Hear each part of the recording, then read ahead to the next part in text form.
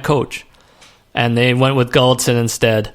So I think, there was some interest there, and I wouldn't be surprised if they said, okay, like this is, instead of going and grabbing someone who doesn't know the team, let's give Jeff Ward a try as interim, and maybe he'll be like Berube. He'll prove himself to be a coach that can be full-time head coach.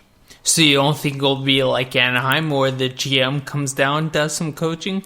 No, I think they mentioned that both Conroy and Jelena came down. Yeah. And Jelena's been an assistant before. Conroy is definitely a good communicator. And I think they're just going to ride this out they'll probably give it a test for 1 or 2 months. And I don't see them, grabbing Mike Babcock or someone else who's not coaching now. I think they'll stick with Ward. Especially if the Flames do good, and that's what I'm predicting. But who knows? So do you see any external candidates that could... I'd have to look at the list. Mike Yeo? Because we have Mike Yeo still out there. He hasn't coached since he got fired. No one's picked him up. Because we fired the cannon a lot last year. Yeah, 6 or 7 times. Hextall never got picked up. Hackstall. No, he's an assistant in Toronto. Oh, okay. So he went to assistant coach. Yeah, okay. Who else is out there? Ken Hitchcock? Yeah, Hitch. Do you think he still wants to coach? I'm pretty sure he didn't even want to coach in Edmonton. They probably just threw enough money at him.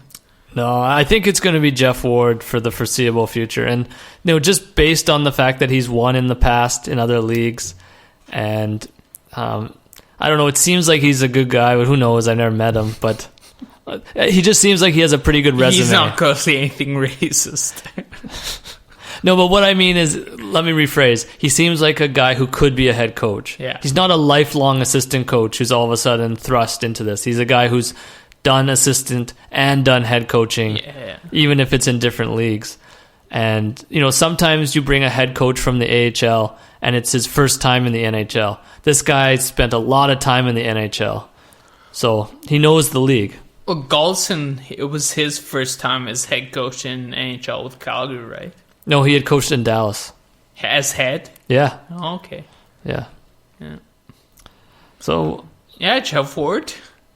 You're stepping at the right time. Right when the Flames are turning around, he's going to look like the most winningest coach. And we have a weak schedule coming up. We've got Ottawa next and then Buffalo again. So he could win a couple here. It's true. Ottawa's playing good, though. They're playing more than expectation, but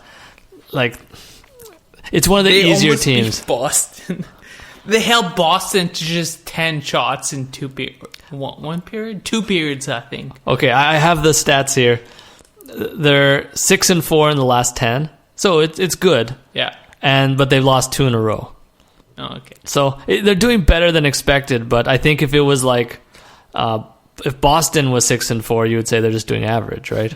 So it's all relative to the expectation of the team. Another thing that happened this week. TJ Brody made his return. Brody's back again.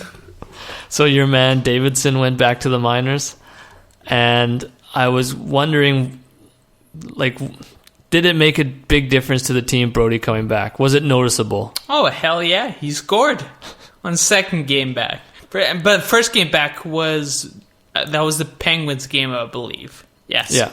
Penguins. He played strong that game too. The whole team was playing strong, and he was one of them. His passes were on point. It was good Brody passing. And when Brody's passing good, the Flames are usually playing good. And that's what I was going to say, because I was thinking about this. What are the key players for the Flames? Which players, when they play good, do we win? And Brody's one, but the standout is Gio. But the thing is, Gio is always pretty good.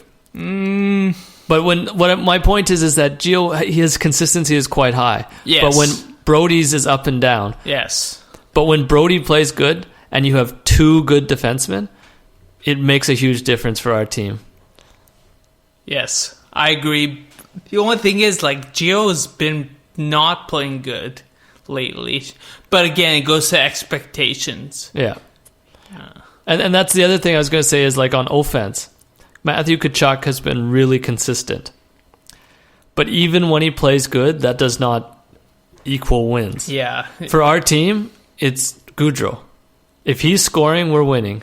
Because he gets Monahan going, he gets Lindholm going. So for me, those are actually the two key players. Brody and Gaudreau. Yeah, someone who is going, I guess, kind of taking his team with him is Andrew Mangiapane. Yeah, goal in Philly, goal in Buffalo. You know, I have mixed feelings about him. Really? Yeah. I like his game. He's a such hard worker, and he wins a lot of puck battles. He's really feisty, hard worker. Yeah.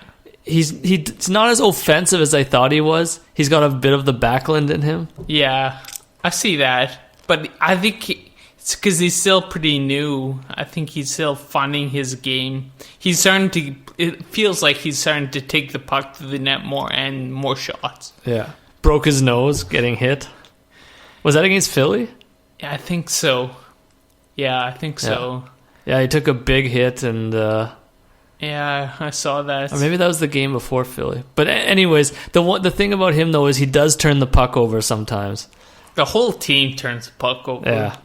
We have a big problem with that. Yeah, we really do. When looking at, the scoreboard... the stats for the games, Flames giveaways or turnovers is always way up there. Except for in that was it Pittsburgh game? I think they only gave up one or something like that. Yeah, and it's a bit of a subjective stat. So depending on who's doing stats that day, it shouldn't be. I mean, a bad pass is a giveaway. But it's like hits. You go to one building and there's 20 hits, and another building there's 2 hits.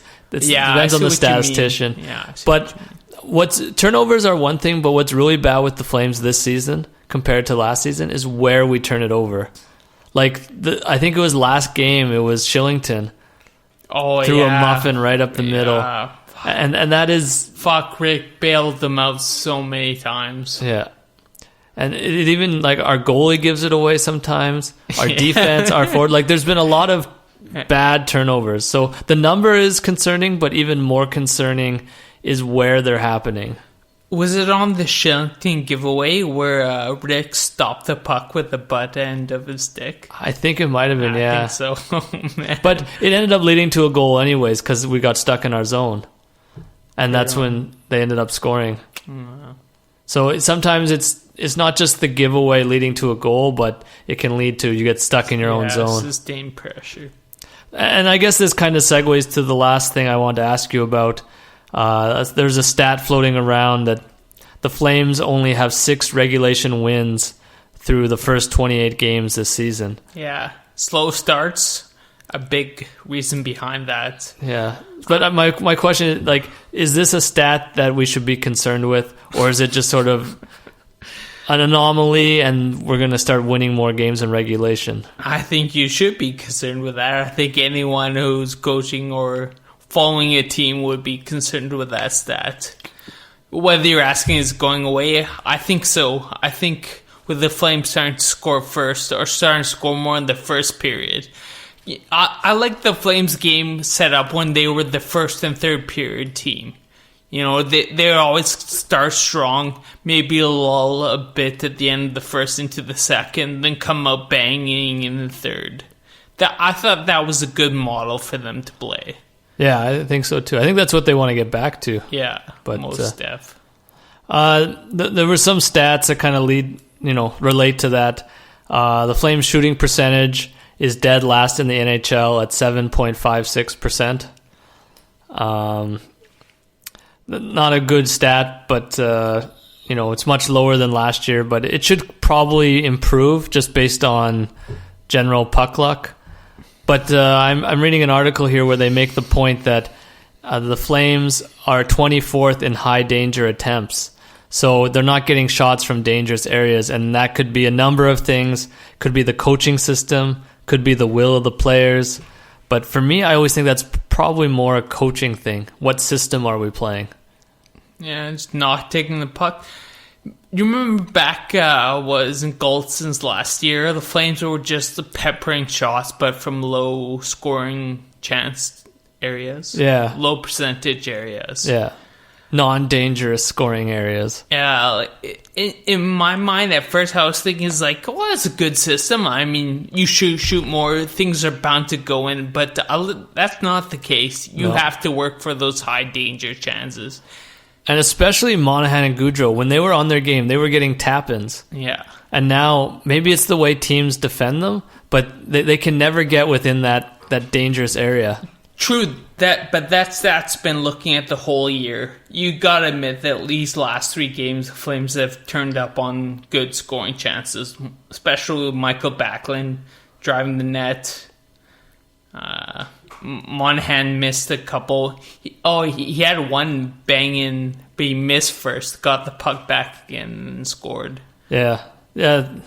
I agree with you. Things have looked better the last few games. Again, it's been against weaker teams, so that's where it starts. So true. So sometimes you beat a bad team, and maybe you don't even play that well, but you beat a bad team, and it starts to snowball the confidence and everything. Mm-hmm. So, yeah, hopefully it's the start of something good. Future looks bright. Yeah, and this week 5 out of 6 points. That's a good start. Yeah, I think so. I like how their play has improved. I feel that this is the first step forward after hitting rock bottom with those, was that 6 in a row? Yeah, 6 losses in a row. That long stretch without scoring a goal first. Yeah, it was. We read the stats last week. It was depressing. 10 games or something. All right, should we go meet a mascot? All right.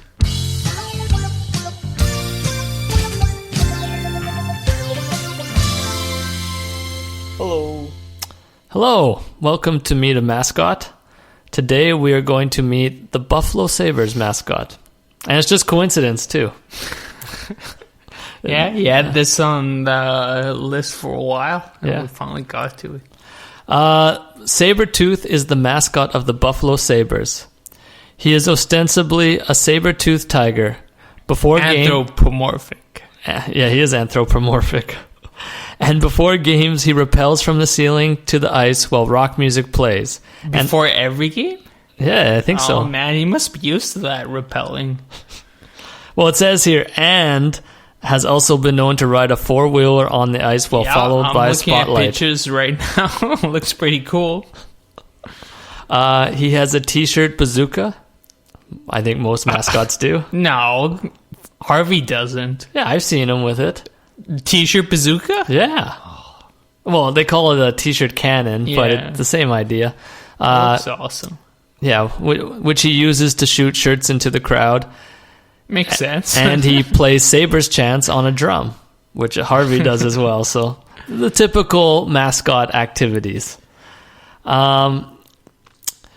Yeah, so they said here that some people who worked for the Buffalo Sabres, the PR director and an employee, came up with the idea for Sabretooth in the mid to late 1980s in an effort to spur fan interest.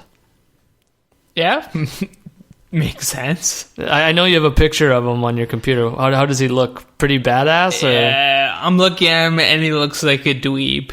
He's got like the big kind of set on his eyebrows are kind of like with the welcoming face. Okay. There's no anger or anything like that.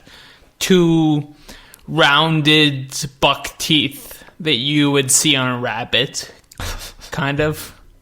And like these bright orange and black colors. He looks like a dweeb, and Buffalo must be kicking themselves once Nashville came out with their mascot. Because that's a mascot who should... Because he's also a saber-tooth. It's kind of weird, though, that Buffalo doesn't have a buffalo. That is a little weird. Why do they have a saber tooth? Because they're called the Sabres? Huh. That's a good point. But still, I thought the saber was a sword. The saber is a sword, and the saber-toothed tiger has teeth that are like that, like a saber. But this mascot's got rounded buck teeth, like some loser. But driving the ATV on the ice must be kind of cool. Yeah, his activities are cool. Yeah. But the fact that Buffalo... He's kid-friendly. We'll just put it that way. I think Buffalo should have either a saber